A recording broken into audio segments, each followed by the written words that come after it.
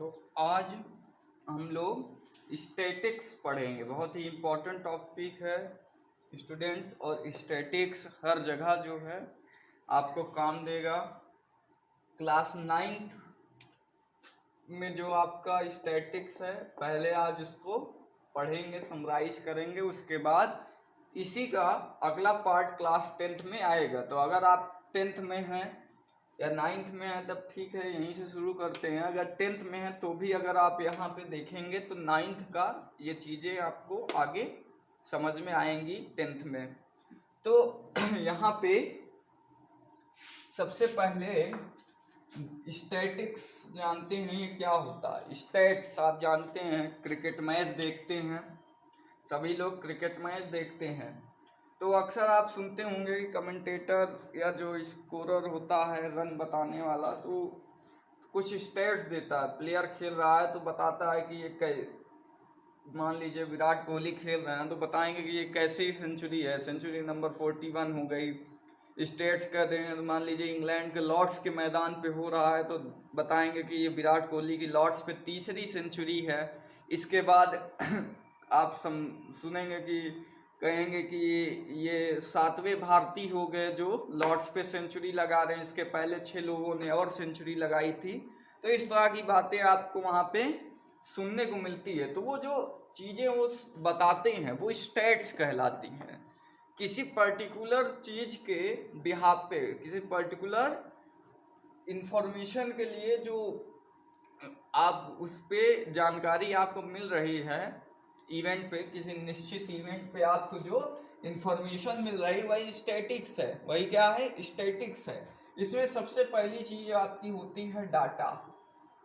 सबसे पहली चीज आपकी क्या होती है? डाटा होता है। डाटा क्या है?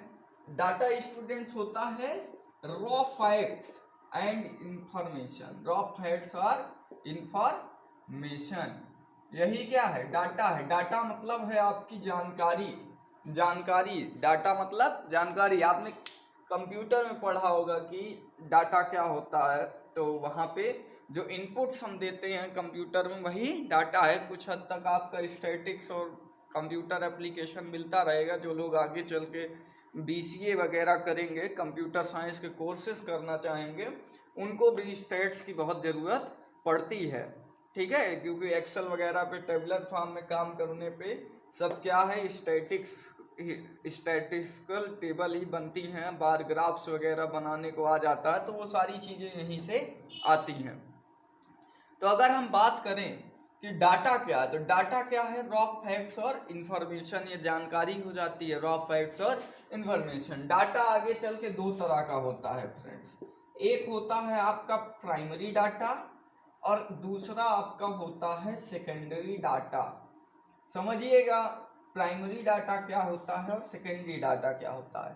तो अगर हम बात करें प्राइमरी डाटा की, तो प्राइमरी डाटा क्या होता है? समझिए, प्राइमरी डाटा वो डाटा है जो डाटा कलेक्ट करने वाला इंडिविजुअल स्वयं से मेहनत करके, अपनी मेहनत से अलग अलग सोर्सेस के थ्रू जानकारी को इकट्ठा किया हो। समझ रहे हैं? ऐसे हमें किसी चीज़ के बारे में जानकारी चाहिए तो मैं स्वयं अलग अलग बुक्स को पढूं, न्यूज़पेपर्स को पढूं, लोगों से मिलूं और उस जानकारी को एक समराइज वे में खुद से कलेक्ट करूं, तो वही क्या कहलाएगा? वही कहलाएगा प्राइमरी डाटा। सेकेंडरी डाटा क्या है? अब मान लीजिए मुझे जानकारी चाहिए किसी इवेंट को लेकर, किसी चीज़ पे मुझे जानकारी चाहिए, और मैंने क्या किया कि एक किताब खोली और वहीं पे पूरी जानकारी लिखी हुई थी। वो जानकारी किसी और ने कलेक्ट किया है, वो जानकारी किसी और ने कलेक्ट करके, जैसे मान लीजिए प्राइमरी डाटा ही था, मैंने कलेक्ट किया जानकारी। अब आपको वो जानकारी चाहिए तो आपने क्या किया? मेरी कलेक्टेड जानकारी को आपने फॉलो कर लिया, मेरे प्राइमरी डाटा को आपने फॉलो कर दिया, तो जो मेरा प्राइमरी डाटा होगा वो आपके लिए क्या होगा? सेकेंडरी डाटा होगा। समझ रहे हैं? ठीक है, मतलब यहाँ पे जो डाटा जिसको चाहिए, जिसको जानकारी, इंफॉर्मेशन चाहिए, वो स्वयं नहीं मेहनत करेगा, वो कलेक्टेड जानकारी का ही उपयोग करेगा जो पहले से जानकारी अवेलेबल है। तो ये हो जाएगा प्राइमरी डाटा, और इस तरह से आप दूसरा जान गए सेकेंडरी डाटा। अब देखिए यहाँ पे हम कुछ बात करने वाले हैं कि मान लीजिए हमने बताया कि एक क्लास है, क्लास 9th है, वहां मैथ का एक एग्जाम हुआ, क्लास 9th, ठीक है, किसी स्कूल का, और वहां मैथ का एग्जाम हुआ। कितने स्टूडेंट हैं? मान लेते हैं हमने कह दिया कि 15 स्टूडेंट्स हैं। नंबर ऑफ स्टूडेंट्स कितने हैं? 15। अब इनका मैथ्स टेस्ट मार्क्स आया, मैथ में इनका टेस्ट हुआ और उसका टेस्ट मार्क्स आया 15 बच्चों का, 10 में से आउट ऑफ 10, ठीक है, आउट ऑफ 10 आपका मैक्सिमम मार्क्स था, उसमें से किसी को मिला 7, 5, ठीक है,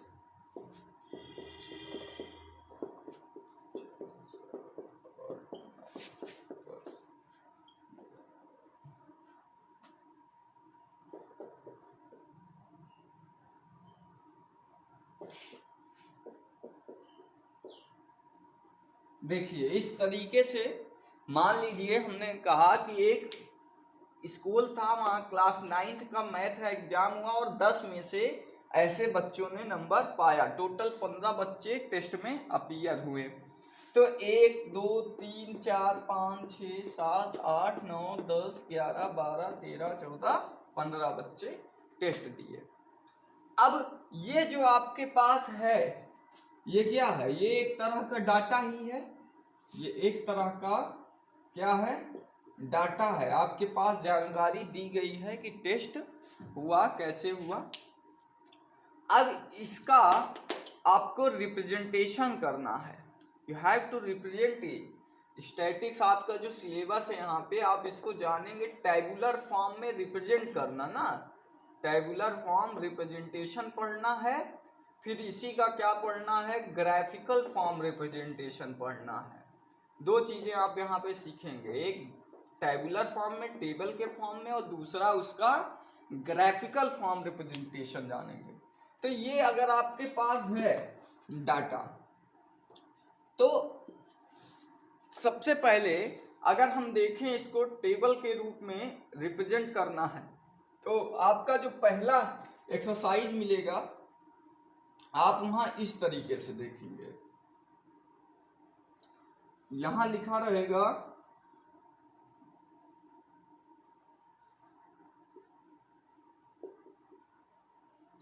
टैली मार्क, यहां लिखेगा मार्क्स, और यहां लिखेगा नंबर ऑफ, या सीरियल नंबर कह दीजिए, ठीक है। तो पहली बात अगर हम करें पहले सीरियल नंबर पे, तो हम बात कर लेते हैं यहाँ पे असेंडिंग ऑर्डर में असेंडिंग या डिसेंडिंग ऑर्डर में ही टेबुलर रिप्रेजेंटेशन होता है। तो सबसे पहले अगर बात करते हैं सर 1 की, तो अगर हमने अपने डाटा में पाया कि 1 कोई नहीं पाया था, भाई 10 में पाया है, तो यह मिनिमम कितना होगा? मिनिमम 0 होगा, मिनिमम 0 मार्क पा सकता है, या मैक्सिमम कितना पा सकता है? 10 पा सकता है, मतलब 0 से 10 के बीच ही होगा जो भी होगा। तो अब देखिए सर 0 तो कोई नहीं पाया है सर, 0 नहीं पाया है। सबसे छोटा यहाँ पे आपको दिखा कि 2 भी नहीं पाया, 3 भी नहीं पाया, सबसे छोटा 4 पाया। 4 कितने बच्चों ने पाया? तो यहाँ एक जगह होगा नंबर ऑफ स्टूडेंट्स, और फिर उनका यहाँ हो जाएगा टैली मार्क। अभी बताते हैं ये क्या है। देखिए नंबर ऑफ स्टूडेंट मार्क्स 4 कितने बच्चों ने पाया है? 1 ना, एक स्टूडेंट ने ही 4 नंबर पाया। अब सर अगला 5 दे देते हैं, 5 है, 5 कितने बच्चों ने पाया? 1 2 3 बच्चों ने 5 नंबर पाया। फिर अगला सर 6 ले लेते हैं, 6 किसी ने पाया है? 6 किसी ने नहीं पाया, 6 किसी का भी मार्क्स नहीं है। 7 अगला 7 1 2 3 4 5 बच्चों ने 7 पाया, 5 स्टूडेंट्स। फिर अगला हो गया 4 नंबर पे अगला 8 दे देते हैं। 8 कितने ने पाया? 1 2, 2 बच्चों ने 8 नंबर पाया। फिर अगला दे देते हैं 9, 9 किसने पाया? 1 2, 2 बच्चों ने 9 नंबर ही पाए। और फिर अगला ले लेते हैं मैक्सिमम मार्क्स 10, इसके आगे तो बढ़ेंगे नहीं। 10 कितने ने पाया? 1 2, 2 बच्चों ने 10 नंबर पाए ना। तो देख लेते हैं। अब देखिएगा, ये जो दिया गया यहाँ मार्क्स जो ये मिल रहा है डाटा है, ठीक है, ये हमारा डाटा है। ऑब्जर्वेशन इसको कहेंगे, डाटा, या इसी को क्या कहेंगे? ऑब्जर्वेशन। इसी को क्या कहेंगे? ऑब्जर्वेशन। तो हमारी ऑब्जर्वेशन क्या है? ये मार्क्स हैं, ठीक है। और 4 हो गया, 5 6 7 8 ऐसे मार्क्स आपको दिए गए हैं। तो इनके करस्पॉन्डिंग कितनी बार ये आया, ठीक है, occurrence time. Number of students 1 है, 5 कितनी बार आया? 3 बार आया। 7 कितनी बार आया? 5 बार आया। 8 कितनी बार आया? 2 बार आया। 9 2 बार और 10 2 बार आया। तो ये जो दिया गया है ये क्या है? Number of times observation occurs, number of time an observation occur is called frequency. ध्यान से समझिएगा, बहुत ही इंपॉर्टेंट बात है। Definition, number of times an observation occurs, observation occurs is called frequency, is called frequency, ठीक है। कोई भी इवेंट कितनी बार हुआ, कोई भी ऑब्जर्वेशन कितनी बार रिपीट कर रहा है, अकर कर रहा है, उसे हम क्या कहते हैं? उसी को हम फ्रीक्वेंसी कहते हैं। उसी को क्या कहते हैं? फ्रीक्वेंसी। तो यहां देखिए 4 की फ्रीक्वेंसी क्या है? 1 है। 5 की फ्रीक्वेंसी क्या है? 3 है। 7 की फ्रीक्वेंसी 5 है, ठीक है। तो ये क्या है? इसकी फ्रीक्वेंसीज हो गई कि भाई कोई भी ऑब्जर्वेशन या कोई भी डाटा जितनी बार रिपीट कर रहा है, जितनी बार हो रहा है, वही उसका ऑब्जर्वेशन जो भी अकरिंग टाइम है वो फ्रीक्वेंसी कहलाएगा। अब अगली बात आ जाते हैं टैली मार्क पे। तो टैली मार्क इसी फ्रीक्वेंसी का रिप्रेजेंटेशन है। Tally mark is the representation of frequency. तो यहां देखिए टैली मार्क्स, अगली बात आप समझिएगा, tally marks is the representation of frequency. इसी फ्रीक्वेंसी का रिप्रेजेंटेशन क्या है? टैली मार्क है। कैसे लिखेंगे सर? सिखा दीजिए। तो अगर आपका 1 है, 1 को इस तरीके से एक सीधी वर्टिकल लाइन खींच के लिख देते हैं। 2 लिखना है सर तो कैसे लिखेंगे? 2 वर्टिकल लाइन खींच दो, 2 हो गया। 3 लिखना है सर तो 3 वर्टिकल लाइन खींच देंगे। 4 लिखना है तो 4 वर्टिकल लाइन खींच देंगे। 5 लिखना है तो 4 वर्टिकल लाइन खींचेंगे और इस पे एक ऐसे हॉरिजॉन्टल कट। समझ रहे हैं? तो ये हो जाएगा 5। अब अगर सर 6 लिखना है तो 6 लिखने के लिए इस तरीके से 5 बनाएंगे। ये 5 है भाई, 4 वर्टिकल लाइन और एक क्रॉस, और उसके बाद एक और बढ़ा दीजिए तो 5 एक 6, ऐसे करते जाएंगे 10 तक जाएंगे। तो 10 लिखना है सर, 2 बार 5 5 बना देंगे, ठीक है। अब 11 लिखना है सर तो ये इस तरीके से 2 बार 5 5 बनाएंगे और एक बार ऐसे 1 बना देंगे। समझ रहे हैं? 2 बार 5 5 बनाएंगे और एक बार ऐसे 1 बना देंगे। तो ये हो जाएगा। ऐसे चलते चलते 20 पे पहुंचेंगे, 20 पे तो 1 5, फिर ये 2 5 3 5 और फिर 4 बार 5 बना देंगे। 4 टाइम्स आप 5 का रिप्रेजेंटेशन बना देंगे। तो इस तरीके से आपका ये रिप्रेजेंटेशन होता है टैली मार्क्स में। तो आपको अगर कहीं टेबल बनाने को मिलेगी, ऐसे डाटा लिखा रहेगा तो आप सीरियल नंबर लिखे, मार्क्स लिख लिया मैंने, नंबर ऑफ स्टूडेंट्स, मतलब ये फ्रीक्वेंसी हो गया, यहीं पे फ्रीक्वेंसी हो गया, और ये मार्क्स क्या है, ऑब्जर्वेशन हो गया आपका, यही ऑब्जर्वेशन हो गया। और इसके बाद जो है टैली मार्क्स में आपका ये 1 हो गया, 3 हो गया, फिर इसके बाद 5 हो गया। तो सब आप ऐसे इसके आधार पे बना लेंगे, ठीक है। तो ये तो बात हो गई पहले चरण में कि आपने फर्स्ट स्टेज में क्या सीखा। पहले स्टेज में आपने सीखा कि आपके पास डाटा रहेगा, डाटा को आप असेंडिंग या डिसेंडिंग ऑर्डर में अरेंज करेंगे, या नहीं भी करेंगे तो ऐसे गिन के आप अपने से लिख लेंगे, पर हमेशा कोशिश करेंगे कि एक सीक्वेंशियल ऑर्डर में चलें, चाहे अल्फाबेटिकल ऑर्डर में, चाहे असेंडिंग ऑर्डर में, चाहे डिसेंडिंग ऑर्डर में। उससे ये बेनिफिट मिलता है कि आपका कोई भी डाटा मिस नहीं होगा, आप हर चीज आपके टेबल में आ जाएगा, नहीं गलती होने के चांसेस, एरर के चांसेस बिल्कुल खत्म हो जाते हैं अगर आपने डाटा को अरेंज कर लिया एक सीक्वेंशियल ऑर्डर में। दूसरी भी बात ये होती है कि आपने जब यहाँ पे मार्क्स लिख लिए, यही ऑब्जर्वेशन हो गया, अब उसका आपने जाना फ्रीक्वेंसी। फ्रीक्वेंसी क्या होता है, तो जितनी भी बार कोई ऑब्जर्वेशन अकर करता है, number of times an observation occur is called frequency.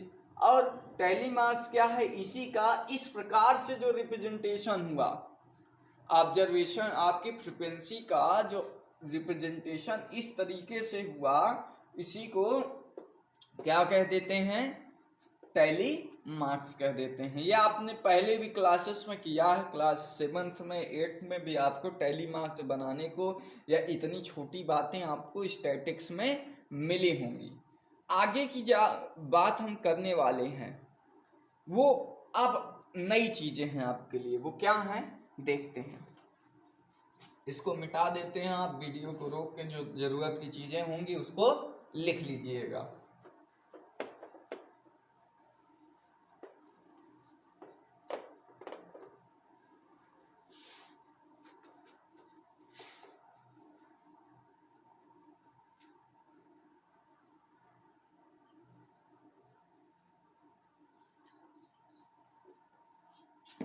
अब जो आपको यहाँ पे अब बात करनी है, टैली मार्क्स तक की अगर आपने बात कर ली, उसके बाद आपका जो बात होना है वो है क्लास इंटरवल की बात।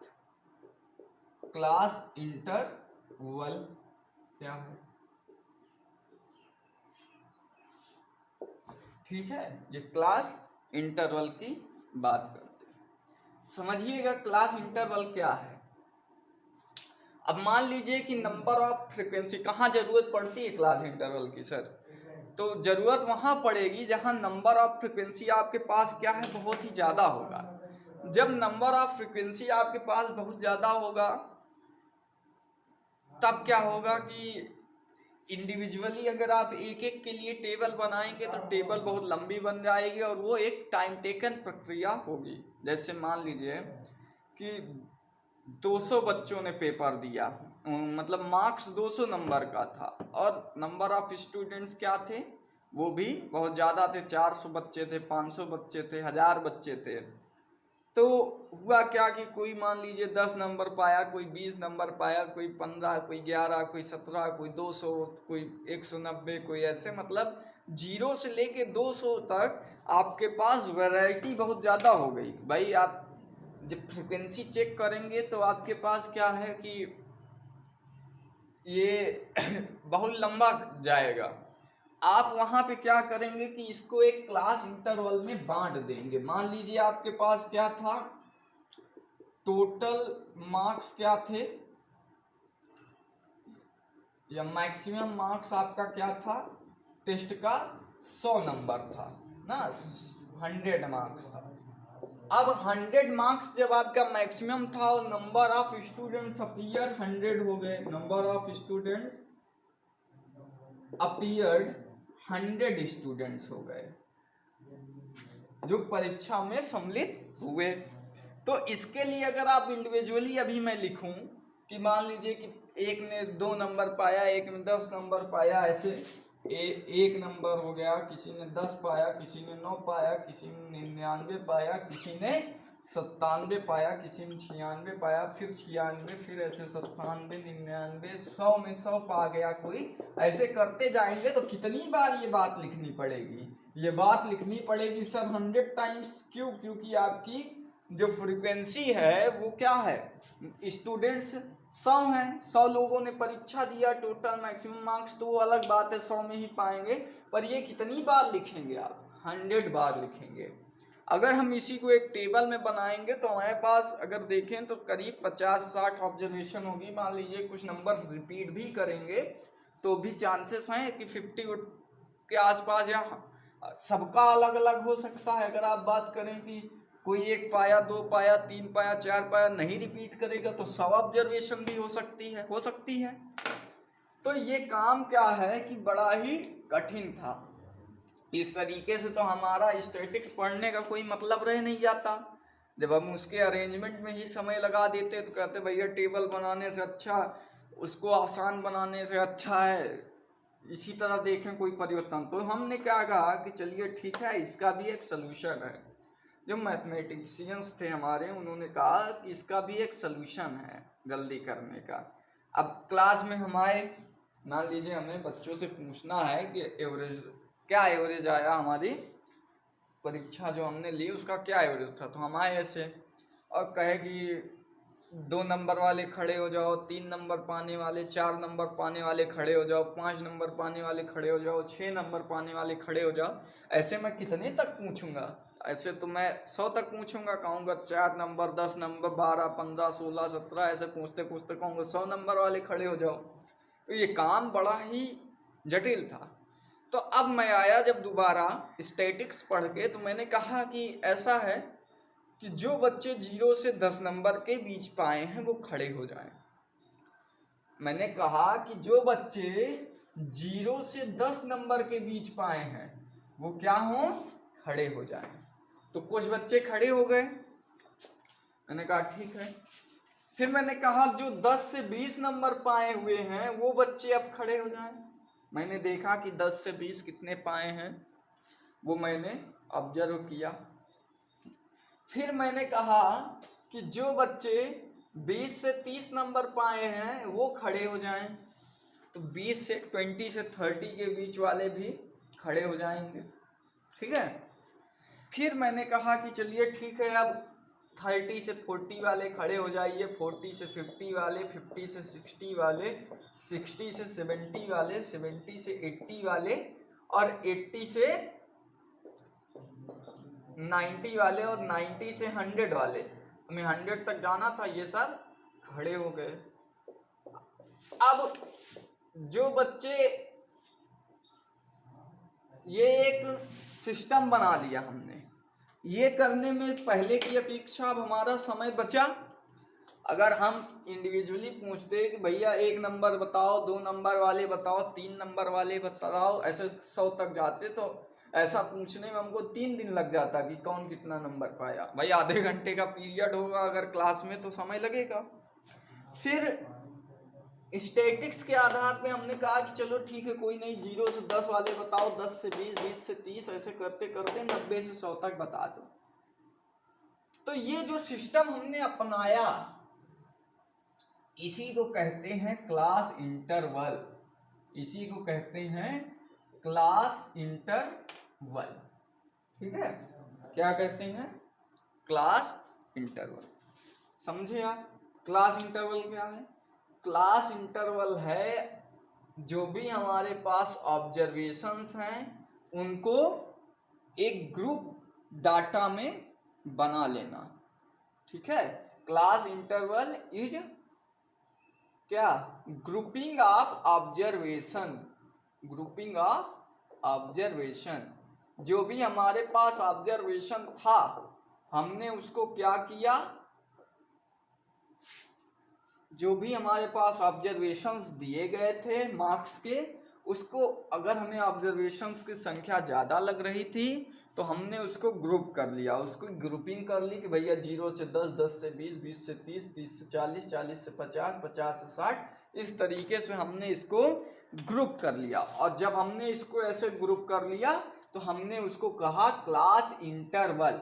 उसे हमने कहा क्लास इंटरवल।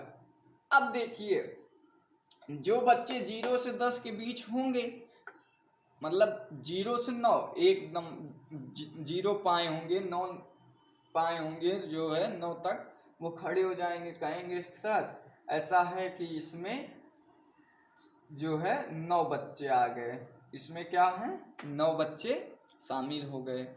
फिर अगले में कह दिया कि सर 11 बच्चे 10 से 20 वाले हो गए, कह दिए 20 बच्चे 40 बच्चे हो गए सर कहाँ पे, 20 से 30 वाले में कह दिए 6 बच्चे सर यहाँ हो गए, 4 बच्चे 50 से 60, 10 बच्चे आपके सर हो गए 50 से 60 के बीच में। यहाँ पे बात कर लिए तो 3 बच्चे 60 से 70 के बीच, 2 बच्चे 70 से 80 के बीच, 1 बच्चा 80 के 90 के बीच, और 90 से 100 के बीच जो भी है आप जोड़ेंगे, मतलब ये टोटल क्या होना चाहिए, 100 आना चाहिए फ्रीक्वेंसी ना, क्योंकि 100 स्टूडेंट्स थे। अब देखिए, जो अगली बात हम समझेंगे वो ध्यान से समझिएगा कि ये जो क्लास इंटरवल आपका आया, इसमें इसको क्या कहते हैं, ये होता है lower limit of class interval, lower limit of class interval, ठीक है, ये lower limit of class interval हो जाएगा। और इधर जो आया वो क्या हुआ sir, upper limit of class interval. भाई क्लास इंटरवल में 10, 0 से 10, 10 से 20 कह रहे हैं ना, तो ये lower limit of class interval हो गया, और इधर वाला क्या हो गया, upper limit of class interval, ठीक है। तो एक आपके पास लोअर लिमिट क्लास इंटरवल की मिलेगी, और दूसरी आपके पास upper limit of class interval मिल जाएगी। 2 चीजें आपको मिलेंगी, एक लोअर लिमिट, एक अपर लिमिट। अब सर ये 9 क्या कहलाएगा, अभी आपने पीछे जो पढ़ा तो ऑब्जर्वेशंस की जो अकरेंस थी उसको हमने कहा था फ्रीक्वेंसी।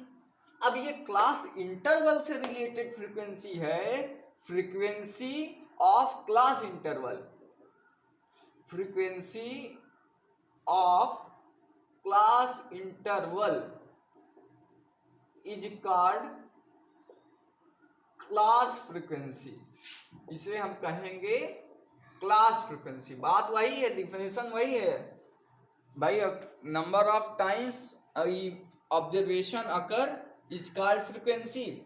तो 0 से 10 के बीच में जो भी बच्चे आए, नंबर ऑफ स्टूडेंट्स आए, वही उसकी क्या हो गई, क्लास फ्रीक्वेंसी हो गई, ठीक है।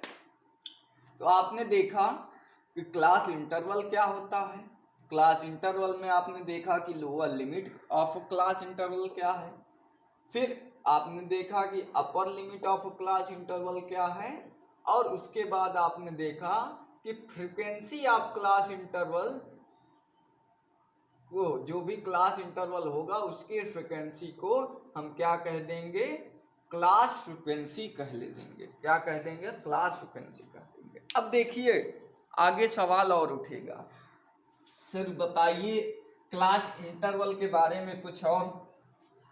तो क्लास इंटरवल बच्चे 2 तरह से होता है, एक क्लास इंटरवल आपका क्या होगा, एक्सक्लूसिव मेथड, आपने पढ़ा होगा, एक एक्सक्लूसिव मेथड है, और एक आपका क्या है, इंक्लूसिव मेथड, ठीक है। 2 चीजें होंगी, एक आपका एक्सक्लूसिव मेथड होगा और एक आपका इंक्लूसिव मेथड होगा, ठीक है। समझते हैं बात को। एक्सक्लूसिव मेथड क्या है, तो इसमें देखिए अगर हम एक्सक्लूसिव मेथड की बात करें तो जैसे ये वाला है 10 से 20 गए, ठीक है, क्लास इंटरवल आपका लिखा हुआ है 10 से 20, 20 से 30, 30 से 40। जब व्हेन, देखो इंक्लूसिव मेथड समझिएगा, when upper limit of a preceding class, preceding मतलब पिछली क्लास का, when upper limit of preceding class interval is lower limit of succeeding class interval, lower limit of succeeding class interval is called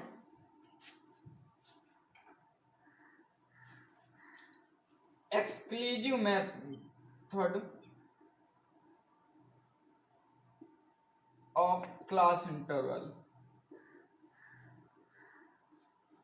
ठीक है, यहाँ पे note point आप समझिएगा क्या है। सबसे इंपॉर्टेंट पॉइंट ये है कि इन दिस मेथड इस मेथड में होता क्या है। In this method upper limit of class interval is not included. यहां पे अपर लिमिट क्लास इंटरवल की शामिल नहीं की जाती, एक्सक्लूसिव मतलब छोड़ के।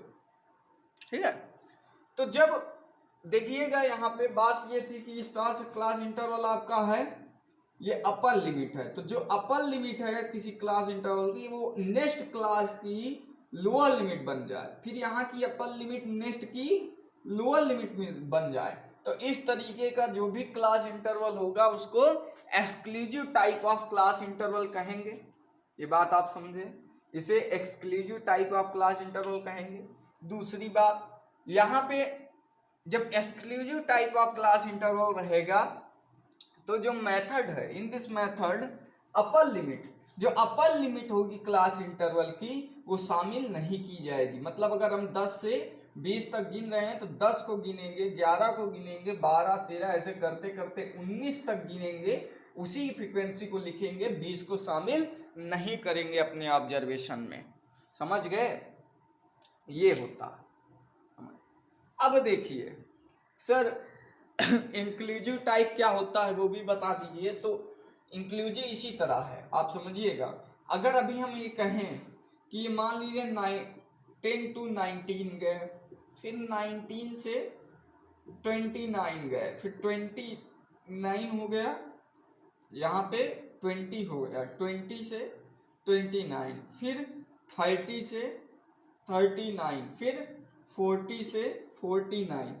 तो ये जो क्लास क्राइटेरिया है, देखिए यहाँ का अपर लिमिट और यहाँ का लोअर लिमिट दोनों अलग अलग है। मतलब पिछली क्लास का अपर लिमिट अगली क्लास का लोअर लिमिट जब ना बने, इसके ठीक उलट, इसका ठीक उलट, और दोनों शामिल हो जाए गिनती में।